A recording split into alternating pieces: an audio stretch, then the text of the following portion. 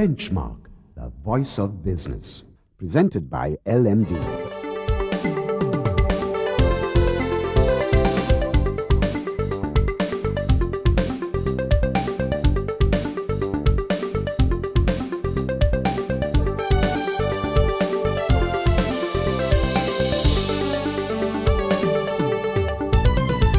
On this edition of Benchmark, the state of banking is under the microscope as we turn the spotlight on Hatton National Bank's Deputy Chief Executive Officer, Jonathan Allis. Then, LMD columnist and market analyst Hasitha Premaratna explains how the ailing global economy and political changes in Europe could affect Sri Lanka. And finally, Kiran H.N., country manager of TNS Sri Lanka, analyzes the latest TNS survey which focuses on Sri Lanka's booming tourism industry. That's the lineup for Benchmark. Many banks in Sri Lanka reported positive growth last year, but rising interest rates are a concern and could lead to an increase of non-performing assets.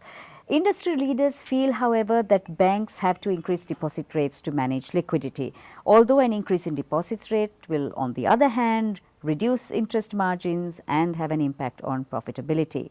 Now, to talk more about the issues that are emerging and lessons from the past, we have with us the Deputy CEO of HNB, Jonathan Allis. So thank you for coming into our studios, Jonathan. Interesting times, I think, we have been having, if you know what we mean.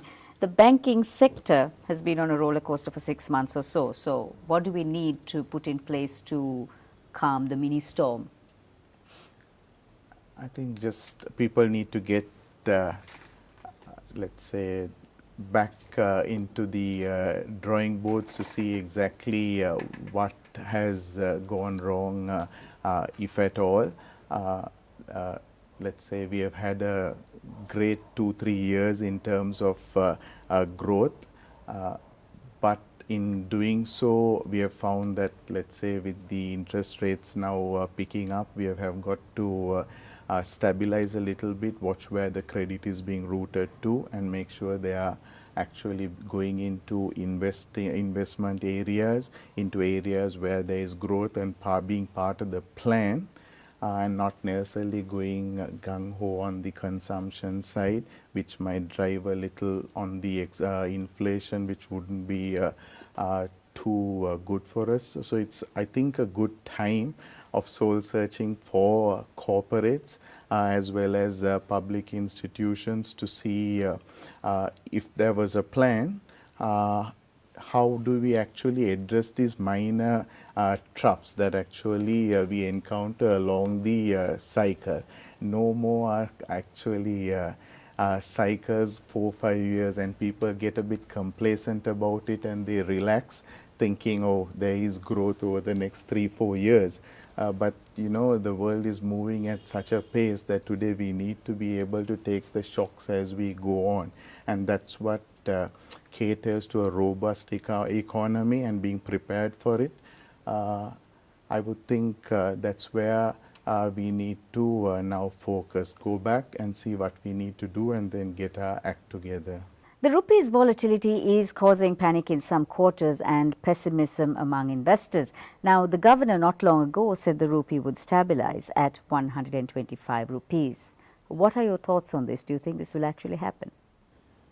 If you take all of what he had mentioned, if they happen, even if not in the short term, it should get to the 125s with the FDIs coming in, curbing of unnecessary imports, investment from foreign funds into the banking sector, into the stock market, the government probably going for another tranche on the IMF after it concludes its $400 million before, let's say, end of July.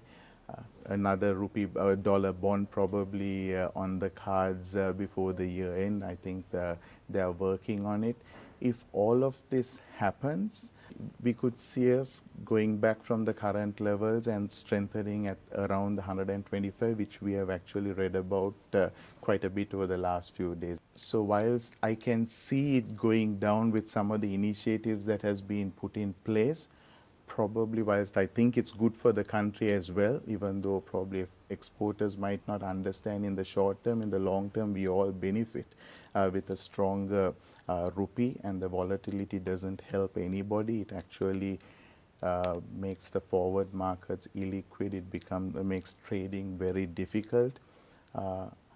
We are hopeful that at least at the current levels or a little lower, if the rupee could be maintained, it's something that we all can work with. The government is on a drive to improve and develop the SME sector. And I must say banks and other financial institutions have taken up the mandate and are offering facilities to SMEs. But this sector is susceptible, vulnerable if you might like to call it, to economic cycles and sudden shocks.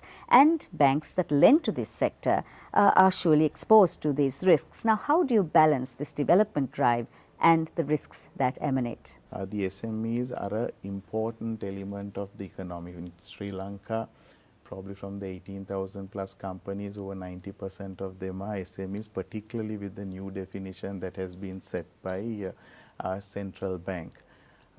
Now, there is an inherent risk in going into the SME sector because lower literacy levels, the financials are not up to date. They're just now moving into producing financials.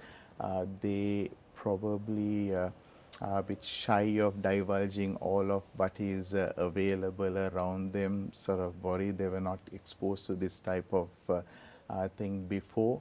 But we need to actually work with them. We need to understand some of these weaknesses and we need to address it. Let's say, be it a bank, we need to support them. It's not about just giving the money, it's about telling them how to use that money. It's about developing cash flows. It's about telling them how to construct balance sheets and P&L. It's about managing wastage. It's about employing the funds correctly. But Sri Lanka also needs to protect its SME segment. It needs to provide stability, and the SME segment needs to know that there is a government, there are people behind it. In post-war Sri Lanka, banking trends have surely changed. What are the emerging challenges and the opportunities, Jonathan, that we are seeing and we are going to see, and what are the underlying consumer demands? With the credit expansion and the need to support the growth, one would think that there isn't enough liquidity within the country to support the entire gamut of, let's say, the investment that is required. So one challenge bank would have is to support this credit expansion to strengthen their capital structure. And some part of this capital structure would need to come in the form of overseas funding through Tier 2, through long-term debt.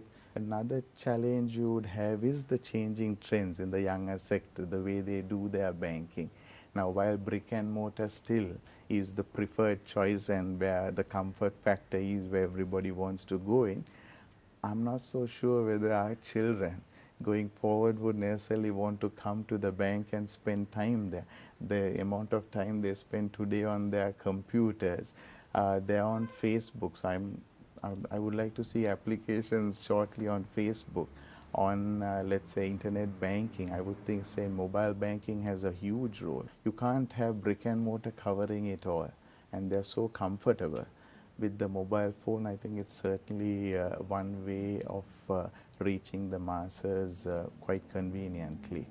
We've been speaking on Spotlight with Jonathan Allis, Deputy CEO of HNB, and we've been talking to him about the emerging challenges, the opportunities, and also the banking scenario in post-war Sri Lanka. We'll be back to chat more with him after this break.